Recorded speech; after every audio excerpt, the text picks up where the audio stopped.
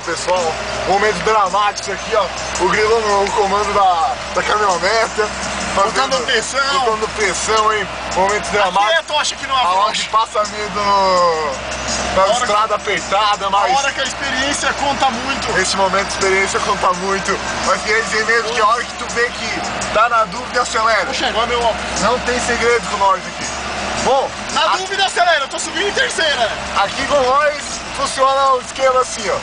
Quanta picaretada vou fazer essa estrada. Não foi fácil. Largou demônio. Nem quero me lembrar porque Olha. hora que eu trabalhei. Pá!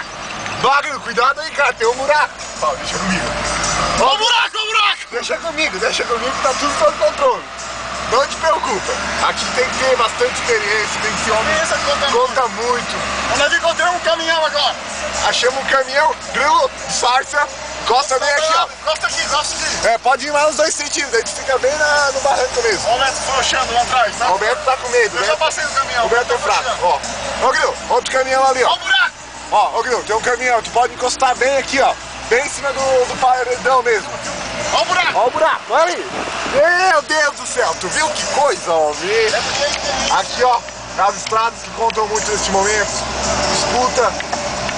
Aqui é o grande rodeio do Tchubido. Estamos indo pro rodeio do Tchubido.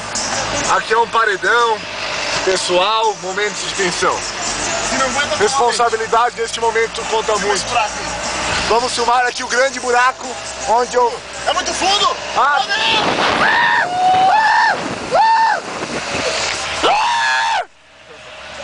Momento time house. Aqui é a subida do morro do Grêmio. Confia, te abre bem aí que aqui o negócio é... Aqui é tocha. Tem que ser campeiro. Não é pra qualquer laçador. Quando vai parar? Fizemos manobrar a caminhoneta. Deu um momento de fraqueza agora.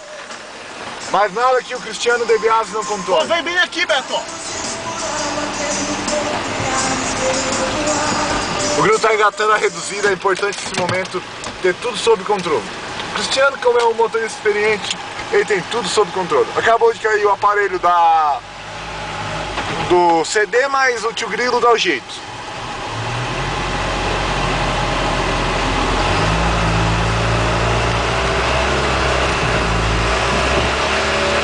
Acelera com a mão, Beto. Acelera com a mão. Ah, fudeu, hein? Aqui o Beto está num momento de preocupação. Ele acabou de parar na subida. Nossa! E mais uma grande curva acentuada à direita. Com o morro a subir. Aqui eu vou filmar a subida aqui também. Tá asfaltada, mas é perigosa.